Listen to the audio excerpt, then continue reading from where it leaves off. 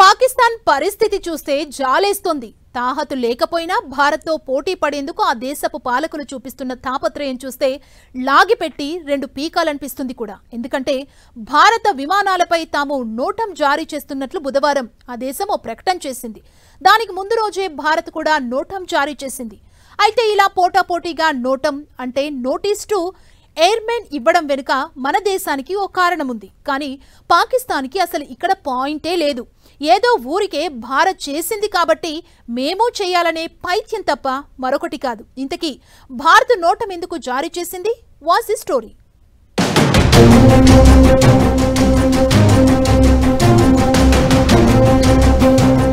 పాక్కి మరో షాక్ ఇచ్చేందుకు భారత్ రెడీ. బ్రహ్మాస్త్రం ప్రయోగానికి భారత్ రెడీ. నోటం జారీ చేసిన భారత్. తాము భారత్ విమానాలను రానివ్వమంటూ బడాయిపోయిన పాక్. పాక్ పైత్యం మరోసారి బయటపడింది.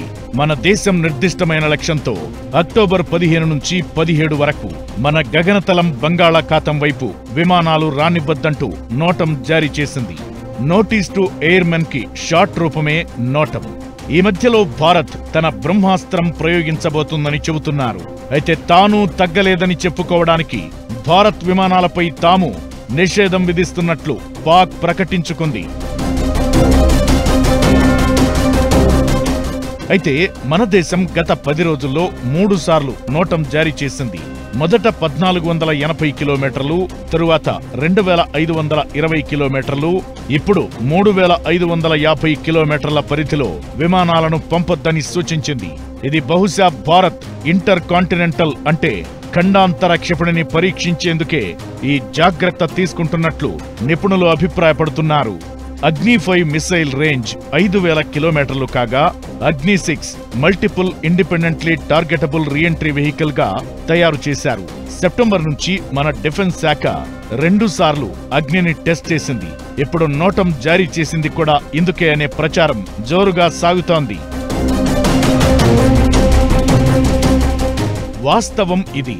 అయితే పాకిస్తాన్ మాత్రం బడాయికి పోయి తాము భారత్ విమానాలకు నోటం ఇస్తున్నట్లు ప్రకటించడం కామెడీగా ఉంది.